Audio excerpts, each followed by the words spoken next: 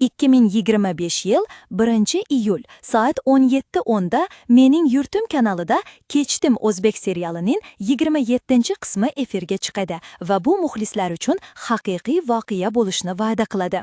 Ushbu qism dramatik syujetni yanada chuqurroq ochib beradi, har bir burilish tomoshabinni hayajonda ushlab turadi, qahramonlarning his-tuyg'ulari esa chegaradan oshadi. Kechdim o'zining samimiyati va oilaviy qadriyatlar, shaxsiy dilemmalar kabi muhim mavzularni yoritishi bilan tomoshabinlar qalbini zabt etdi. Serial aktyorlarning mohir o'yini bilan hayratlanarli. Ular qahramonlarning ichki dunyosini ajoyib aniqlik bilan yetkazadi. Rejissyorlik ishi drama va umidvor lahzalar o'rtasida nozik muvozanatni saqlab, o'ziga xos muhit yaratadi. 27-qismda yangi kashfiyotlar bo'lib, kechirim va tanlov haqida o'ylashga majbur qiladi. Operator ishi va soundtrack har bir sahnani unutilmas qiladi.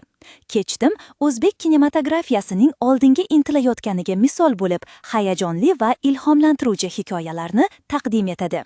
O'tkazib yubormang, bu ajoyib bo'ladi.